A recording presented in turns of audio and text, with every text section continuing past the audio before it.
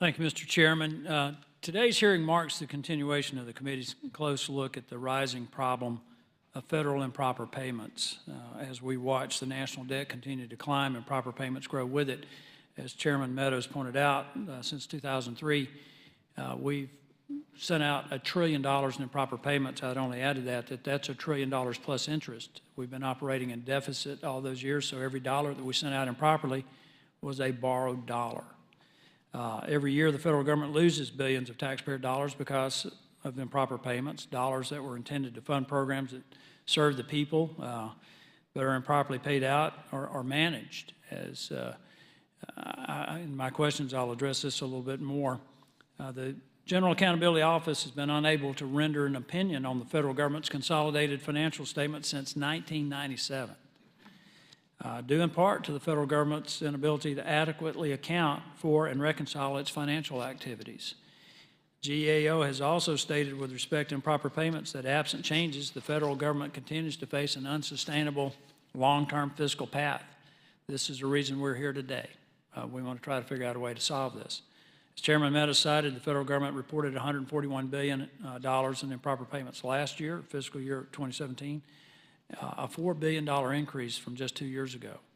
Over 2/3 of these erroneous payments originated from the Department of Health and Human Services. The rapid growth in improper payments is largely attributed to the Medicaid program, which is the focus of this hearing. Medicaid is a federally funded, state-administered program that covers over 73 million people. The program represents about 1/6 of the national health care economy and accounts for over $36 billion in improper payments. I think it was about $36.7 billion to be precise. The GAO has placed the Medicaid program on its high-risk list every year since 2003. That makes 15 years and counting.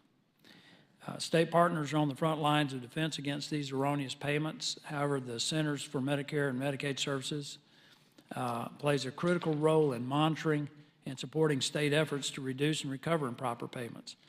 Although the states have great flexibility in implementing Medicaid, they are constrained by lack of federal guidance and overwhelmed by the vast increase in enrollment from expansion of the program under Obamacare.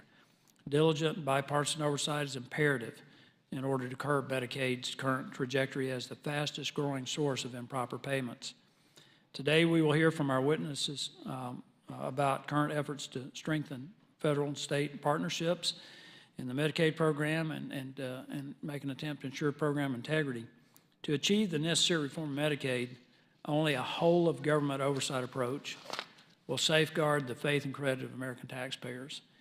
I thank the witnesses for coming today, and I look forward to hearing their testimony. I'll yield back.